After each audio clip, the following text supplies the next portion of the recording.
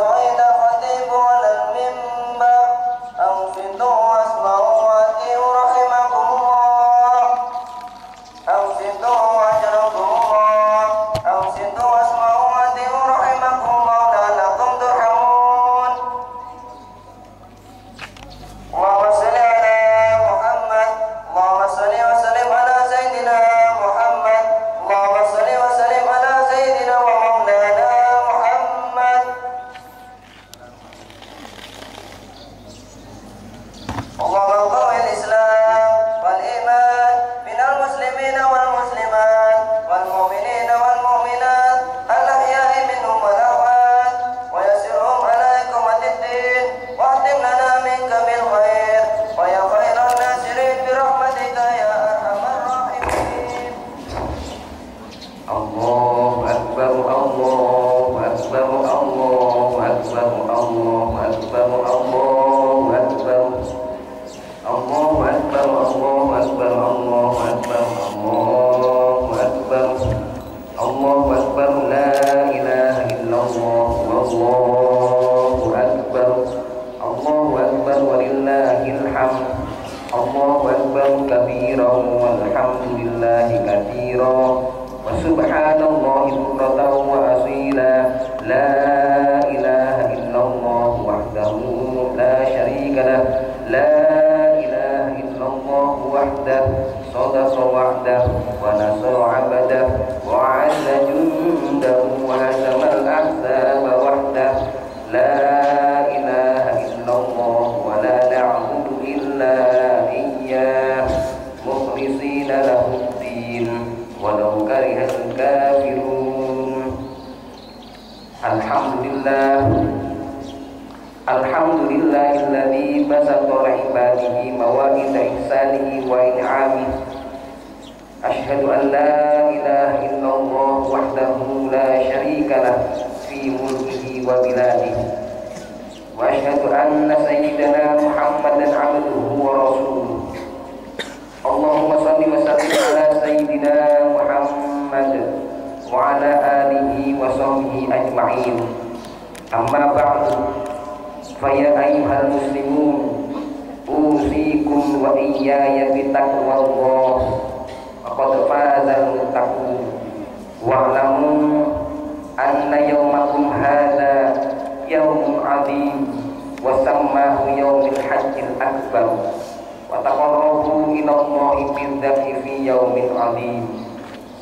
Hadirin jamaah salat Idul Adha rahimakumullah. Yang pertama, marilah kita bertakbir, bersyukur, memuji kepada Allah Subhanahu wa Ta'ala yang di pagi ini kita bisa melaksanakan sholat sunnah berupa sholat Idul Adha dalam keadaan sehat walafiat. Semoga juga bersamaan dengan hidayah dan ma'unah dari Allah Subhanahu wa Ta'ala. Amin. Sesuai dengan sabda Rasulullah Muhammad sallallahu alaihi wasallam, "May yuridillahu bihi khairan yufaqihu fid-din wa yulhimhu rusydan." Bahwasanya Nabi Muhammad sallallahu alaihi wasallam dawuh, orang yang oleh Allah masih dikehendaki untuk menjadi orang yang baik, baik dalam kehidupan dunia dan baik dalam urusan akhiratnya, yufaqihu fid-din, maka kata Nabi, orang itu akan diberi kesempatan untuk belajar ilmu agama, wa yulhimhu rusydan, dan oleh Allah akan diberi jalan yang lurus. Insya Allah ini yang akan jadi poin utama kami untuk khutbah Idul Adha di SMK 2 Lumajang ini. Namun sebelumnya hanya refresh bahwasanya Idul Adha ini bukan hanya tanggal 10 saja. Tanggal 8 kita disunahkan puasa tarwiyah. Tanggal 9 kita disunahkan puasa Arafah. Kata Rasulullah Muhammad SAW ketika ditanya oleh salah satu sahabat, anna Rasulullah su'ila an yaumi Arafah. Rasulullah ditanya tentang puasa Arafah.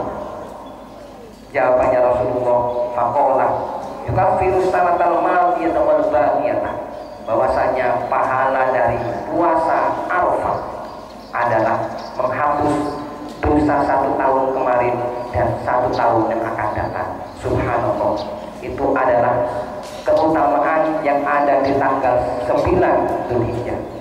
Pada pagi ini tanggal 10 Dzulhijjah, kita disunahkan untuk bertakbir, bertahmid, memuji dan bersujud kepada Allah Subhanahu wa taala, yaitu takbiran kata bahasa kita, dan melaksanakan sholat Idul Adha seperti yang kita lakukan sekarang ini. Juga tanggal 10 ini disebut juga dengan Idul Kurban, hari raya kurban, di mana kita umat Islam oleh Rasulullah sangat dianjurkan untuk berkurban. Mohon maaf, kurban itu bukan 1 kali, tapi 1 ini, di mana kita merasa malu kepada Allah karena sudah banyak menerima nikmat. Maka kurban adalah salah satu solusi utama untuk kita bisa bertakarruf, mendekatkan diri beribadah kepada Allah Subhanahu wa taala. Kalau soal hikmah, insya Allah banyak khotib yang sudah menyampaikan. Kemudian tanggal 11 Dzulhijjah, tanggal 12 Dzulhijjah, dan tanggal 13 Dzulhijjah adalah ayyamut tasyrik, hari tasyrik. Kita tidak diperkenankan untuk berpuasa tanggal 10, 11, 12, 13, karena memang hari ini adalah hari makan dan minum bagi umat Islam. Juga hari ini disebut juga sebagai Idul Kurban karena tanggal 10, 11, 12, dan 13 ini digunakan untuk menyembelih hewan kurban. Yang terakhir dari muqaddimah refresh ini adalah sholat Idul Adha itu hukumnya sunnah, dan takbir pertama, rakaat pertama 7 takbir itu juga sunnah. Rakaat kedua 5 takbir juga hukumnya sunnah. Kenapa? Karena ada masalah yang pernah terjadi, seorang imam ngimami sholat id lupa tidak takbir 7 kali. Yang namanya makmum memaksa dengan memperingatkan imam dengan kata-kata subhanallah, subhanallah diulang-ulang. Akhirnya imam-imam pun yang kurang kuat kemampuan agamanya akhirnya nuruti, dia takbir lagi, padahal itu hukumnya adalah sunnah. Hadirin jamaah sholat Idul Adha rahimakumullah. Allahu akbar, Allahu akbar, Allahu akbar, lillahil hamd. Sesuai dengan apa yang ingin kami sampaikan, masalah Allah jika sudah berkehendak untuk menjadikan kita orang yang baik, maka kata Rasulullah tadi, kita akan diberi waktu untuk bisa belajar ilmu agama. Apa agama itu? Kata Rasulullah, ad-dinu an-nasihatu, agama adalah suatu pesan. Agama adalah nasihat. Nasihat bagi siapa? Nasihat bagi orang-orang yang ingin hidupnya bahagia di dunia dan akhirat. Sehingga jika kalau ada orang yang terlanjur berbuat tidak baik, banyak dosa, menyesal dan lain sebagainya, dan kemudian hidupnya tidak tenang, maka agamalah yang bisa menjadi penasehat yang paling utama. Itu agama. Yang nomor 2, sejak kapan kita beragama? Mulai kapan kita menjadi orang-orang yang sudah beragama? Allah menjelaskan dalam surah Al-A'raf 172. A'udzubillahi minasyaitonir rajim. Wa in akhadha rabbuka min bani Adam min zuhurihim dzurriyyatahum, katanya Allah. Dan ingatlah ketika Allah mengeluarkan keturunan anak-anak Adam dari sulbi mereka. Ketika Allah merencanakan menciptakan anak-anak cucu Adam dari sulbi Nabi Adam. Wa asyhadu ala anfusihim, Allah mengambil kesaksian terhadap semua calon manusia. Jadi bahasa kasarnya, kita oleh Allah itu sudah dirancang, sudah ada benih-benih. Nah, benih manusia dari anak cucu Adam itu ditanya semua oleh Allah. Bahkan kita sekarang di pagi ini kita duduk, saya menyampaikan sesuatu. Allah Ta'ala mengumpulkan semua calon makhluk yang akan diciptakan itu, calon manusia itu oleh Allah dikumpulkan dan ditanya semua. Alastu bi rabbikum, kata Allah. Bukankah aku ini Tuhan? Qalu bala. Mereka calon-calon manusia termasuk kita dulu di zaman azan. Qalu bala. Iya, Allah adalah Tuhan kami. Syahidna, kami menjadi saksi, kata Allah. Aku saksi, nenek awakku sudah mengakui bahwa saya adalah Tuhan. Antakulu yaumal qiyamah inna kunna an hadza ghafilin. Tak elingi, kata Allah. Besok awak muda ngomong lali bahwa yang patut digarisbawahi dari ayat ini adalah bahwa kita lahir ke dunia ini sudah beragama Islam. Ini ditegaskan lagi oleh Rasulullah Muhammad SAW. Kullu mauludin yuladu 'alal fitrah. Setiap anak yang dilahirkan dari ibu siapapun, yuladu 'alal fitrah, lahir dalam keadaan suci, dalam keadaan beragama Islam. Fa'abawahu ayyuhawidanihi. Kalau ada orang beragama Yahudi, itu karena ulah orang tuanya. Awil Nasirani, jika ada mereka yang beragama Nasrani, mereka juga ulah dari bimbingan dari orang tuanya. Awil Majisai. Itu penegasan Rasulullah tentang setiap manusia yang lahir ke dunia bahwa statusnya adalah Islam. Adik-adik semua, saya ini juga di Pondok Al-Malikiyah, SMK Al-Malikiyah, tapi saya bagian taruna, bagian yang suka ini. Jadi sudah saya pakai taruna tok 24 jam. Pertanyaan saya sekarang adalah, apa penyebab utama tidak kokohnya agama seseorang? Apa sih penyebab tidak kokohnya agama seseorang? Kok pas sholat di males, kok dadi wong kok dapat disempak, dadi wong sing dapat di nyodoki yang wong tuwa, dan nyeneng Rasulullah dan ibadah kepada Allah. Kenapa? Perlu diingat bahwa kepercayaan yang sudah ada lahir sejak lahir, kepercayaan keimanan yang sudah ada sejak lahir yang kita bawa pemberian dari Allah itu tidak kita kembangkan dengan baik. Tidak pernah ngaji, tidak pernah melu-melu pengajian, tidak pernah mendekat kepada orang-orang yang soleh dan lain sebagainya. Mohon maaf, kata orang ahli ilmu jiwa, dalam diri manusia itu ada 6 rasa. Saya ulang karena adik-adik disuruh nulis. Dalam diri manusia, dalam ilmu jiwa, dalam diri manusia ada 6 rasa. Nomor 1, rasa intelek. Nomor 2, rasa susila. Nomor 3, harga diri. Nomor 4, rasa sosial. Nomor 5, rasa seni. Dan nomor 6, rasa agama. Adik-adik semua, apa yang menjadi penyebab tidak kokohnya agama seseorang? Itu tadi sudah contoh sekarang. Kita oleh Allah diberi rasa berupa seni, nyanyi. Insya Allah semua orang senang nyanyi. Cuma kalau nyanyi, bakat nyanyi ini dikembangkan dengan baik, main macam-macam, buat caranya bisa menyanyi, ya insya Allah bisa nyanyi.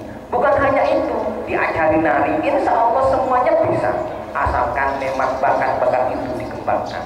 Rasa sosial juga contohnya. Setiap anak-anak kecil kita ajari untuk saling memberi, ya, biar mereka anak-anak kita, adik-adik kita itu biar biasa dengan ngasih atau membantu sesama. Itu anak adalah kalau tidak dikembangkan sejak kecil, ya tidak akan seperti itu. Juga yang terakhir, contoh yang terakhir adalah rasa agama, bahwa kita ini di dunia ini sudah beragama, Cuma rasa agama ini, keislaman kita ini kalau tidak kita kembangkan, kalau bahasa SMK sudah tidak dikembangkan sesuai jurusan masing-masing, ya sulit. Rasa agama kita ini kalau tidak dikembangkan dengan baik, ya akhirnya kita ini tidak kenal apa-apa, tidak kenal agama, tidak kenal siapa Tuhan kita, Nabi Muhammad itu siapa, besok kita setelah mati itu seperti apa, alam akhirat tidak kenal sama sekali. Akhirnya pun agamanya menjadi rontok. Hadirin jamaah sholat Idul Adha rahimahumullah, kita harus mengembangkan rasa agama yang sudah ada sejak lahir dalam diri kita, agar nomor satu, kita kenal dengan Allah. Kita mengembangkan agama kita itu dengan cara mengaji. Tujuannya adalah biar kita bisa mengenal Gusti Allah dengan baik tentunya. Kalau sudah kita kenal dengan Allah, akhirnya kita bisa mendekat dengan Allah, bisa beribadah, bisa melaksanakan semua perintah-perintah Allah, bisa menjauhi larangan-larangan Allah. Dalam Al-Quran, orang seperti ini disebut orang-orang yang bertakwa. Dalam Al-Quran ada satu golongan orang-orang yang paling istimewa hidupnya di dunia oleh Allah, akan dijamin kehidupannya, akan dijadikan orang yang bahagia di dunia, bahagia di akhirat, hidupnya dijamin oleh Allah di dunia, rizkinya juga dijamin oleh Allah. Luar biasa. Satu golongan ini adalah disebut Al-Muttaqin. Allah Ta'ala dawuh dalam Al-Quran surah At-Tolak, Bismillahirrahmanirrahim, wa man yattaqillaha yaj'al lahu makhraja wa yarzuqhu min haitsu la yahtasib wa man yatawakkal 'ala Allah fa huwa hasbuh. Kata Allah, orang yang bertakwa kepada Allah, mau melaksanakan perintah-perintah Allah dan menjauhi semua larangan Allah, maka kata Allah, yaj'al lahu makhraja, akan dikasih solusi dalam segala kesulitan, diberi kemudahan dalam segala kesusahannya. Wa yarzuqhu min haitsu la yahtasib, oleh Allah juga akan diberi rezeki dari jalan yang tidak disangka-sangka. Wa may yatawakkal 'ala Allah fa huwa hasbuh, barang siapa yang bertawakal, barang siapa yang memasrahkan segala urusannya semuanya kepada Allah, fa huwa hasbuh, maka hanya Allah yang akan menjadi penolong, hanya Allah yang akan menjadi zat yang bisa mencukupi kebutuhan kita. Kita macam-macam jurusannya, ada jurusan tata busana.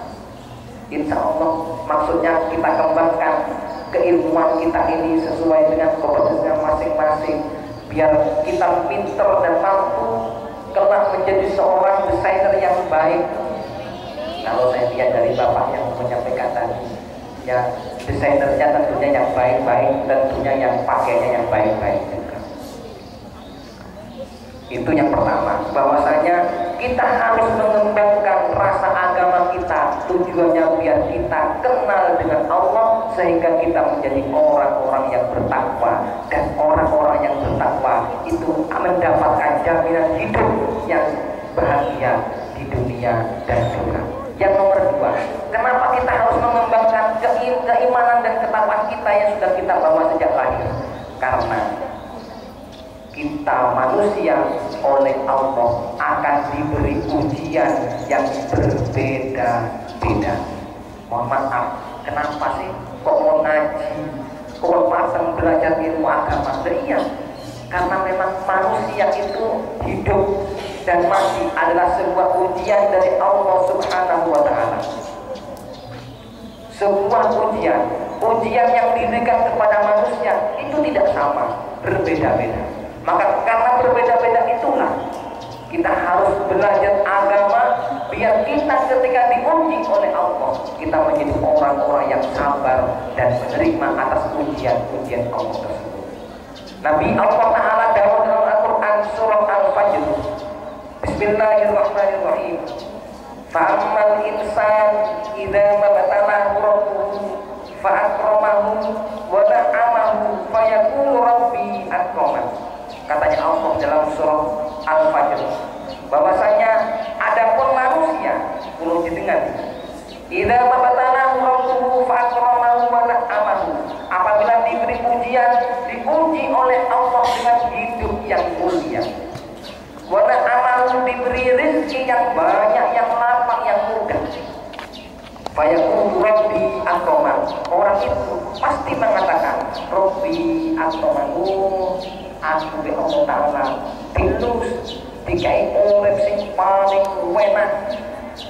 Itu manusia, padahal itu semua adalah ujian dari Allah. Wa amma idza fatanahu faqadir alaihi rizqah. Adapun jika manusia itu diuji oleh Allah dengan sedikit rezeki alias miskin, fayaqulu rabbi ahnadu. Aku jenenge Gusti Allah tidak ditolong kiri, mau melarang, mau ngenes, aku gak dikereken. Itulah sifat manusia. Subhanallah, biar kita tidak mempunyai rasa dan sifat seperti itu, maka kita harus belajar ilmu agama. Hadirin yang aman itulah Allah. Allahu Akbar, Allahu Akbar, Allahu Akbar, walillahil hamd. Yang terakhir, saya dari mimbar yang mulia ini akan pesan kepada adik-adik. Pesan ini adalah pesan dari Syekh Al-Mustafa Al-Ulayani, seorang pengarang kitab akhlak dalam kitab Idhatun Nasyid. Saya ingin menyampaikan kepada adik-adik semua bahwasanya antum syubbanul yaum, bahwasanya kamu hari ini adalah seorang remaja, seorang pemuda. Tentunya uripnya kayak panjenengan nyantai, kayak tidak ada beban, kayak besok terus tidak ada gambarnya sama sekali. Tapi ingat kata Syekh Al-Mustafa, antum subhanul yaum, kamu hari ini adalah seorang pemuda, seorang remaja, walidatul ghadi. Pada hari esok kamu adalah seorang pemimpin. Inna fi aidikum amrul ummah, di tanganmu lah urusan bangsa ini.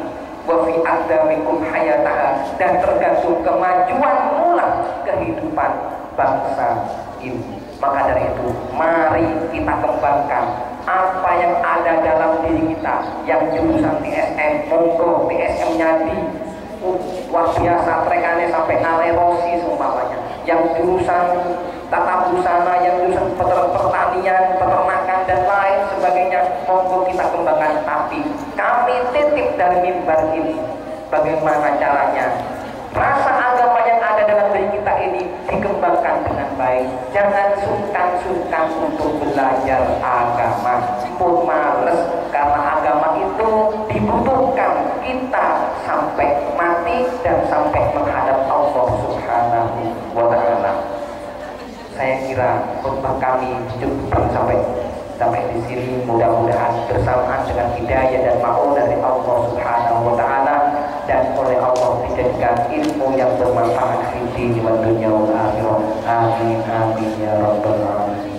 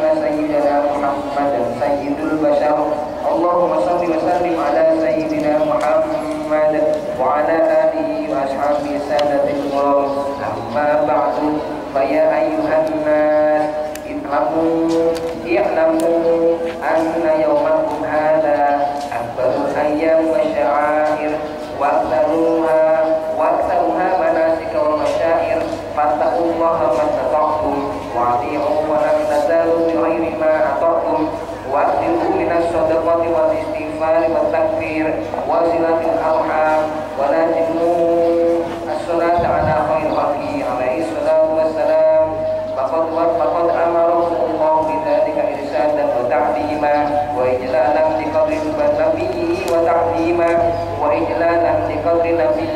وتعليما قال إن الله وملائكته يصلون على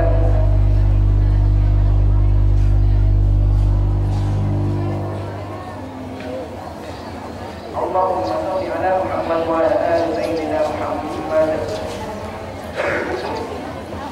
اللهم عن أصحابه أبي بكر وعمر وعثمان وعلي وعن سائر أصحاب نبيك أجمعين وعن التابعين ومن تبعهم بإحسان إلى يوم الدين آمين آمين يا رب العالمين اللهم أعز الإسلام والمسلمين وأهل الكفرة والمبتدعة والرافضة والمشركين ودمر أعداء الدين اللهم آمنا في دورنا وأصلح ولاة أمورنا واجعل اللهم ولايتنا في من خافك واتقاك اللهم اغفر للمسلمين والمسلمات والمؤمنين والمؤمنات الأحياء منهم والأموات اللهم صل على محمد وعلى آل سيدنا محمد اللهم اجعلنا الله ممن يستوجب شفاعة رسول الله سيدنا محمد صلى الله عليه وسلم اللهم ربنا هب لنا من أزواجنا وذرياتنا